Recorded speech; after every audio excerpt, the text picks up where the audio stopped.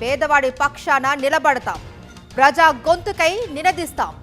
Voice of voiceless, తెలుగువారి మనస్సాక్షి సాక్షి TV.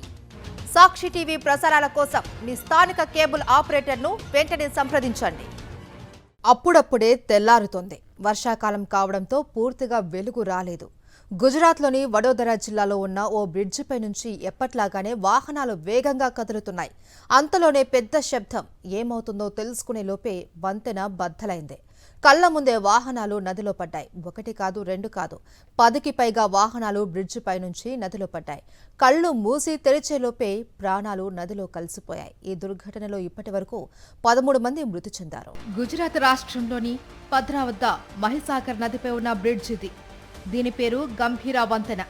Vadodara నగరం నుంచి 25 కిలోమీటర్ల దూరంలో ఉంది ఈ బ్రిడ్జ్. అటువైపు ఉన్న ఆనంద్ పట్టణం, ఇటువైపు ఉన్న వడోదరాను కలిపే వంతెనే ఇది. అంతేకాదు, సౌరాష్ట్ర వైపు ప్రయాణించే వాహనాలకు ప్రధాన మార్గం కూడా ఇదే వంతెన.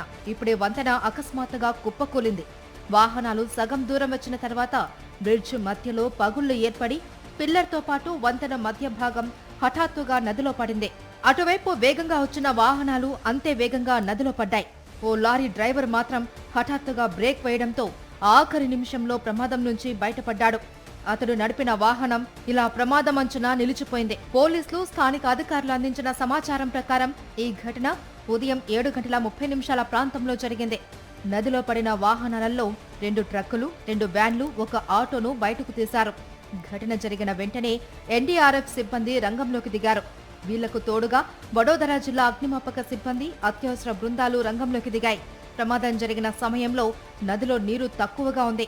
సహాయక చర్యలు కొనసాగుతున్నాయి.